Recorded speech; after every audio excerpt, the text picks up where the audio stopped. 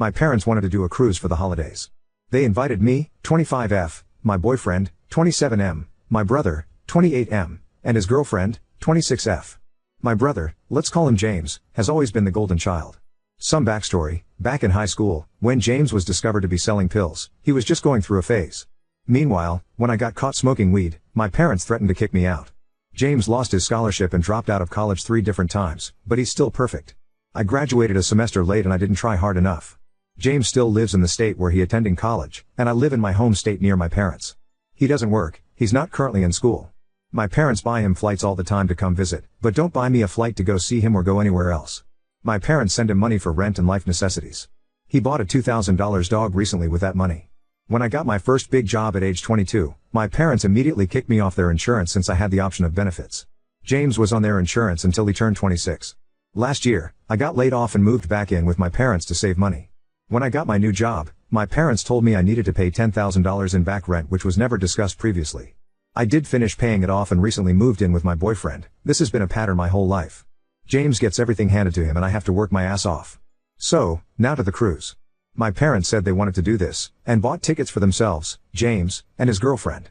They told me to get my own ticket since I have a well-paying job. I was super upset, and told them it wasn't fair that I was the only one who had to buy their own ticket. My boyfriend couldn't come due to holiday plans with his own family. My parents said I was actin' spoiled and that green wasn't a good look on me. I am so tired of hearing that phrase at this point. They said it's not like I had to get a nice room since we'd be outside it the majority of the time anyway, which is true, but then why get James a nice room?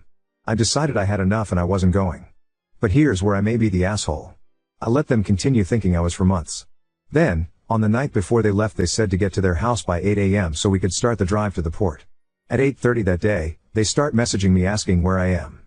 I texted them, since you didn't want to put the effort in to have me join you, I will be attending my boyfriend's Thanksgiving instead.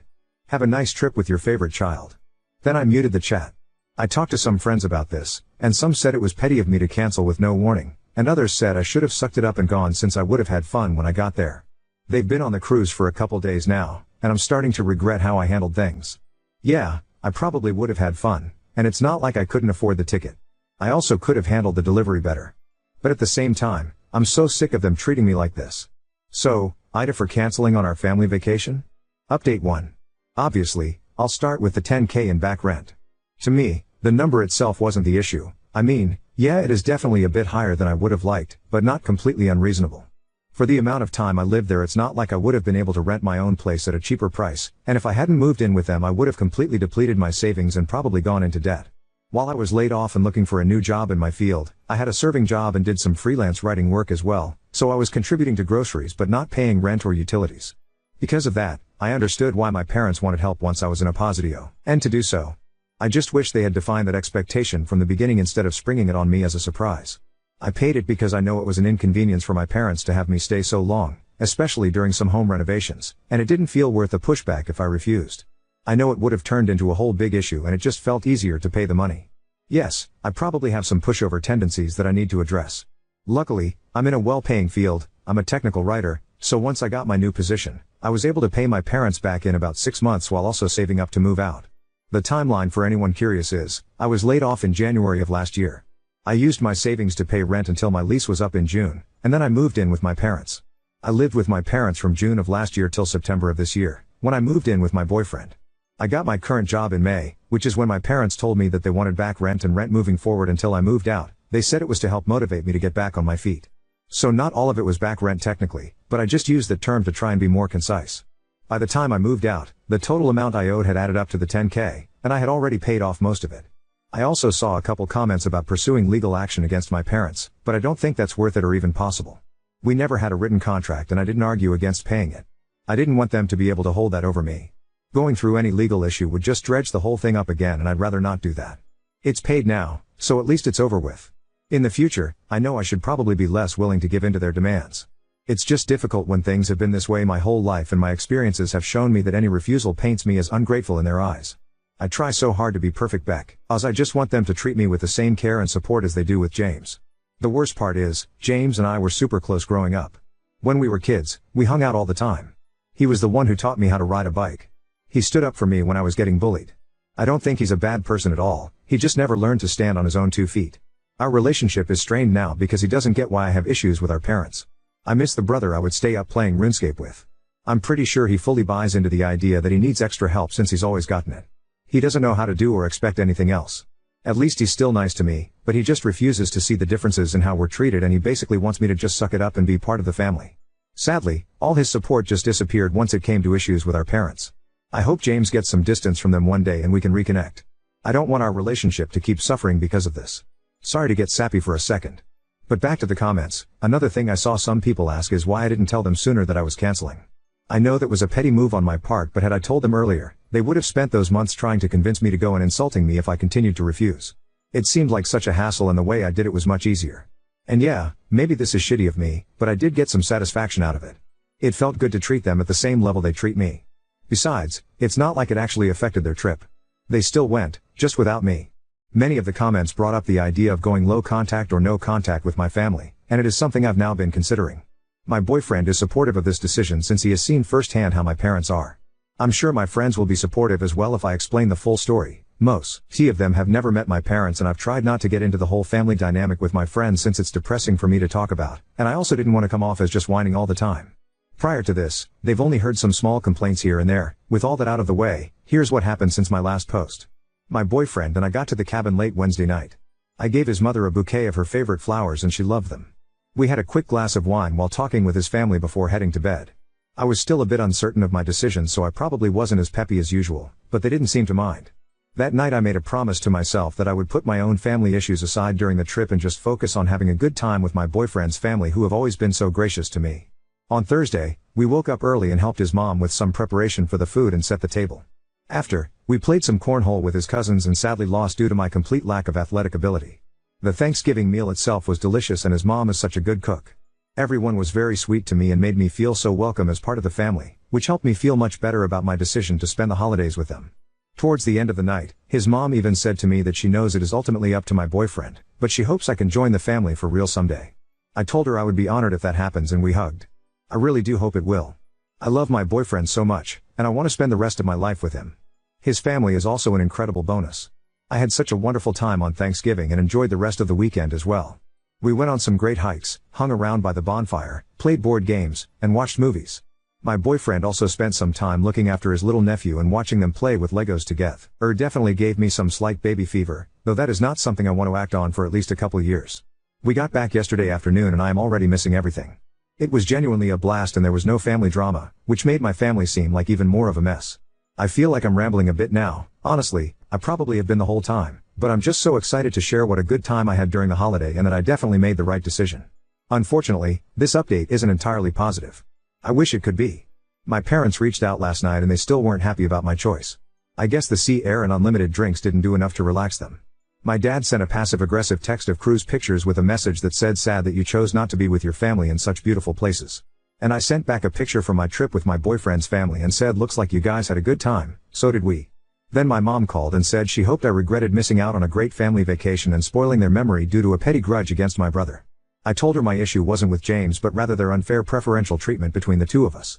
My mom said that I was the one being unfair by comparing our situations since James needs help while he figures out his direction in life and I've always been much more independent. I told her the only reason that's true is because they never truly allowed me to depend on them. She said she wasn't going to apologize for raising a self-sufficient daughter, and that I should either grow up and be grateful for everything they've done or leave them alone for good and break their hearts all at once instead of doing it piece by piece. She called me cruel for dangling the hope of a wonderful holiday only to snatch it away at the last second.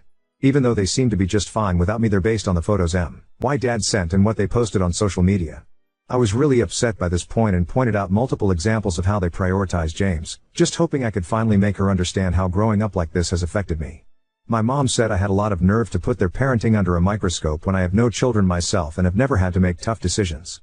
I had enough of the conversation and said, "I guess I'll just leave you guys alone like you want since I'll never be enough for this family anyway."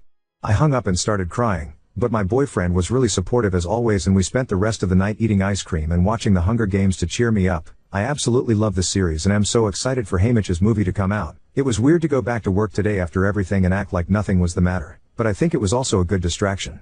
Since I chose my boyfriend's holiday plans instead of my family's, I actually came back feeling mostly refreshed, besides the events of last night, instead of drained like I most likely would have been after the cruise. I haven't heard anything more from my parents yet, but I have a feeling they're just bluffing. I'm sure once they need something they'll reach out, or they'll probably try and smooth things over by Christmas so they don't have to explain the situation to our extended family. I haven't decided yet if I'll be open to reconciling. On one hand, I know I deserve better than to be treated as a burden and an afterthought while doing so much for them. I'm tired of trying to live up to their expectations and I'm not optimistic about their behavior ever changing. But on the other hand, they are my family and it's just so difficult to fully walk away. I just want to feel the love and acceptance from my own family that I get from my boyfriend's family. Why is it so hard for them to treat me like I matter? I'm also worried that if I don't make nice with him, they'll twist the story to make me seem like the problem and my extended family will be mad at me too. There are people I like within my family, but my parents have a lot of influence over everyone's opinions. I don't know if it's worth putting up with them to at least keep some ties to my family, or if it would be better to accept the loss and move on from a dynamic where I am clearly not appreciated. I want to keep my brother at least, but maybe I'm just holding on to the past and that version of James doesn't exist anymore. I hope that's not true. I just don't know how to get through to him since he is so brainwashed by my parents and thinks they can do no wrong. I'm not sure if I'll ever truly get my brother back. I've got some big things to think about now, and I don't know if I'm ready to make sure a major change to my life. I do believe I'd feel much freer and lighter if I at least distance myself from them, and maybe even cut contact entirely. Now on to second story. Best friend abandoned my trust to date my crazy ex, called my parents to guilt trip me into forgiving, so I blocked her. I've been pretty much a loner with one exception, my best friend Tammy. We met in middle school and just became joined at the hip. Things changed a bit in college. My parents forced me into a Christian out-of-state college. Tammy applied and got accepted to the other college in the town, so we both went out there and were roommates for 2 of the years before I met my first ever boyfriend. I will call him Trent. I moved in with him the end of junior year, and I don't know when it started happening, but he went from charming and affectionate to controlling. I don't wish to upset anyone, so I will hit the pause button and warn you that below is some of the things he did for me to label him abusive. He would put me down and hint he could find someone better, or that if he cheats, it will be my fault since I wasn't this or that enough. It started to get physical senior year. At first it was him pushing me out of the way if he was walking by and I was in the path for whatever reason. Then he would slap me in arguments calling me worthless, a waste of his time and young years, a broken toy no one will love. I didn't have any real self-esteem, so I stayed, thinking I was the problem, and when I called home about it, I was told that the problem was me. I started to make my exit plan the day after I graduated. He had proposed, and I hesitated, and he screamed at me to ask why, then her swung and punched the wall right next to my head. I fell to the floor in fear, and he tried to comfort me and basically forced me into sex. When I woke up the next morning, the ring was on my finger, and he forced me again and later called it make-up sex, saying he forgave me for the way I treated him. That is the extremely short explanation, but there are so many stories of him forcing me into bed, hitting me or threatening to kill me, and more. So, I started to make a plan. I found a shelter in the city nearby. I started hiding things in the trunk of my car. I was in the service industry then, and so I would take more shifts whenever I could and hide my cash tips in a box of tampons in my purse. And I finally was ready and left my phone. I had a new cheap one, and never went back. Tammy knew him and lived near us, but she didn't know about my plan. She messaged me on social media and I told her what happened. All of what happened. So she played dumb when he came around asking where I was, spinning the story that I was suicidal and he is calling the police to find me. He never found me. That was years ago. I am now 36, and Tammy is too. Trent is 38. Tammy became a bit religious, but I told her as long as she is happy and safe, I don't care what she leans on in faith. She started to invite me out to her church 4 years ago and I kept saying no until I very firmly said if she brought it up again, I would just walk out or hang up. I'm not against anyone believing what they want, I just don't want or need to be sucked into it. I honestly do not mean any offense to anyone of any faith. I myself am just agnostic, and if that ever will change, I will decide on my own, but I doubt it will. She got a job 2 years ago overseas. I acted excited for her but I was also deeply devastated. Without her, I had no one else. By this time, I wasn't in contact much with family, and I do have surface level friends, but no one that's known me in the real sense. I worked it out with my counselor and just carried on. We stayed in touch online and video chatted a lot. She would show me London and I would show her my transition to moving to Texas. We would chronicle our explorations of our new cities, and then one day it started to slow down on her end right around the time she went to visit a friend in our old college town. She then asked if she flew to Texas sometime this summer, could she stay with me a few days, and I excitedly agreed. So early this month, just a few weeks ago, she came here. She was off the whole first day, but I figured she was tired. Then the next day, we went out and got drunk. She started to cry and I got us an Uber back to my place and asked her what was wrong. That's when she asked me not to hate her and told me everything. She's with Trent. She's been with him almost a year. I was too stunned to even say anything, and she went on and on about how it's not what I think and he has changed. She told me he found Jesus and turned his life around and deeply regrets the way he treated me. The more she talked, the more I just shut off. I didn't even have it in me to feel anger. I just stared at her frozen as she talked until she said please just say something, so I did. I told her to get the fuck out. She started to explain it all again. She hated him forever, but they kept running into each other. He goes to church and showed he has changed, blah blah blah. I didn't interrupt her, but when she stopped talking again, I just repeated myself. She argued more, and I would just listen and repeat until she grabbed her stuff and left. It was silent between us for a week until my dad texted me that Tammy called my parents crying and told me to get over myself. After all, it's not like I wanted to get back with him, right? And that's what I get for living with a man I wasn't married to. Then she texted the next week rehashing her argument and pretty much demanding I video chat with him to see for myself that he's changed and forgive him. She then blamed me that they can't take the next steps in their relationship because I don't have a forgiving heart and that I was malicious when I kicked her out. I've spent all of this week trying to figure out if I'm insane to think this is a huge betrayal. A deal breaker. I mean, who even dates their friend's ex, for one, but this? I blocked her after she hinted that my version of things was exaggerated and malicious, but I don't have other friends to turn to about this. I don't think I am, but and her family thinks I am at least for kicking her out in a strange city alone when she was just being honest with me. Update 1. It took Trent 2 weeks. I had a full-time job but also a part-time service industry job as a bartender. He showed up at the bar. It's a small bar and one of the regulars, Daisy F30S, is one of the folk I did confide in about Trent and Tammy. When Trent walked in, I happened to be chatting with Daisy and she saw my reaction. She asked what was wrong and I told her that it was Trent. She wasted no time and went to get my manager. Trent sat at the end of the bar and I took my time checking in on my other bar guests until my manager Heather F50S came out with the other 2 bartenders, both M30S. Trent had already begun knocking on the bar asking for service loudly and I had been ignoring him. He got kicked out quickly and told that we can and do refuse service to him. I got texts from a new number saying it was Tammy and begging for me to answer. She called 4 times and I didn't answer. She left voicemails with Trent and one without all telling me that I was concerning them with my hatefulness, how I am alone in the world and that's not safe, who would I turn to if someone broke into my home at night. Things of that nature and religious crap sprinkled in. I was still on the clock and Daisy suggested I stay at her parents'. I know her mom who sometimes comes with her to the bar. At that point I was shaken enough to take them up on it. Daisy's mom, Rose F60S, has been sweet enough to let me stay rent-free for as long as I needed, but I eventually moved in with one of the servers at the bar. She helped me look for legal representation and I filed for a restraining order using screenshots I had emailed myself prior, old voicemails, and though we could not prove harassment on Tammy's end, Trent had said enough in the voicemails and messages he had sent that it qualified for a temporary restraining order. I am safe for now and the hearing is in January. No one knows where I live currently and I've shut down all social media. I've been NC with my family as they've been pushing me to give my address so they can send Christmas gifts, but when I gave them a P.O. box Daisy is allowing me to use, they got angry it wasn't an address and that was suspicious enough for me not to trust them. It's strange but I am slowly making friendships. And seeing a counselor helps with the stress.